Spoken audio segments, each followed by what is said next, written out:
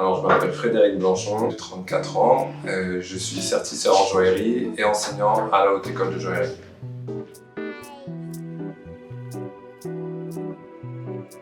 Alors, je suis parti sur un parcours assez classique, sur un bac technologique, mais ça me plaisait pas, j'ai voulu me réorienter et puis un peu par hasard, je suis tombé sur le monde de la bijouterie de Paris et puis la Haute École de Joaillerie.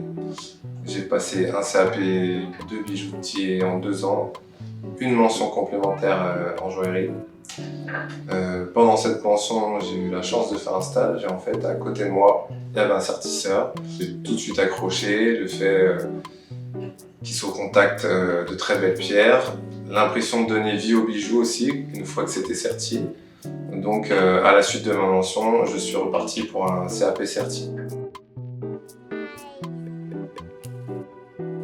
Alors, avant d'avoir ma société, j'étais pendant 7 ans salarié dans une très bonne entreprise qui faisait de la sous-traitance pour les grandes maisons. J'ai eu la chance de travailler sur de très belles pierres et surtout d'être très bien formé par un excellent artisan.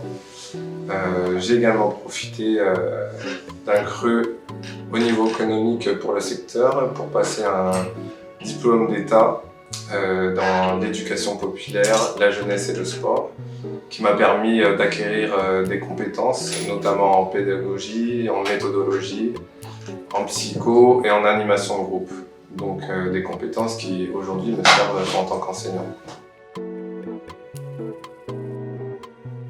Donc aujourd'hui, je partage mon temps entre ma société, que j'ai depuis 6 ans, et également l'enseignement à la Haute École de Joaillerie pour différents publics, des jeunes, des gens en reconversion, des alternants et des gens qui ont juste envie de découvrir le métier de certiceur. Alors j'ai toujours voulu enseigner, depuis que je suis jeune, depuis que je suis élève, parce que j'ai eu un professeur en fait qui m'a transmis cette passion. J'avais trouvé vraiment ça incroyable en fait qu'une personne puisse un peu changer notre parcours et nous aider à réussir. Moi ça avait été le cas et je m'étais toujours dit que je voulais avoir ce rôle auprès de mes élèves et j'ai toujours aimé transmettre. Donc voilà, aujourd'hui je m'applique à transmettre, à aider mes élèves à se faire un réseau parce que c'est pas toujours facile et également à leur apprendre les codes d'un monde assez fermé quand même si ça reste une grande famille. Et ensuite, pourquoi la Haute École de Joaillerie? Parce que j'y suis passé en tant qu'élève et j'ai toujours eu vraiment ce sentiment qu'il y avait une certaine ambition et une volonté de donner le maximum de moyens aux élèves et aux professeurs pour tirer tout le monde vers le haut.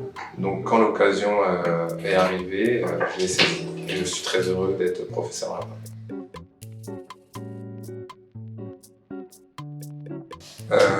C'est toujours particulier de croiser ses anciens professeurs.